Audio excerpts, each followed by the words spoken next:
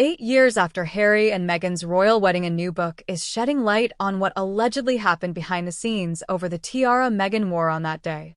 And the two versions of events could not be more different. Here is what we know.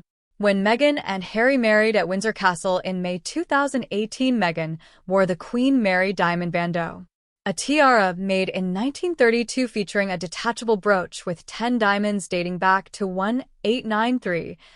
In his memoir Spare, Harry wrote that Queen Elizabeth invited him to join Meghan when she went to Buckingham Palace to try on tiaras from the royal collection.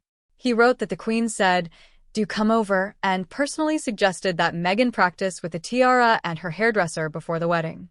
But royal biographer Robert Hardman tells a different story in his upcoming book Elizabeth II, which publishes April 9th in the UK. According to insiders who spoke to Hardman, Harry was not invited to the tiara selection.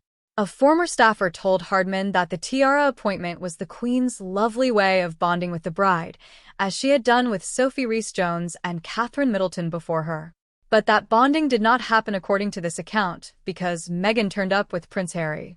Then came the clash over the tiara leaving the palace, so Meghan could practice with her hairdresser. In Spare, Harry wrote that Queen Elizabeth's longtime dresser Angela Kelly became unresponsive and then told them the tiara needed a police escort to leave the palace. Harry said when he agreed to arrange the escort, Kelly inexplicably told him it still could not be done. According to Hardman's insiders, Harry was making calls to the palace demanding the tiara immediately. One source told Hardman that when Kelly called Kensington Palace, Harry allegedly said, "Get it here now," and ended the conversation. Queen Elizabeth found out, and according to Hardman's sources, she sided with Kelly.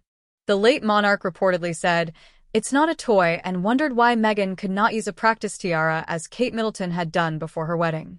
When Kelly eventually arrived at Kensington Palace with a tiara, Harry signed the paperwork. In Spare, he wrote that he told Kelly it would have made their lives easier to have had it sooner. He wrote that Kelly's eyes were fire, and she said to him, "This isn't over."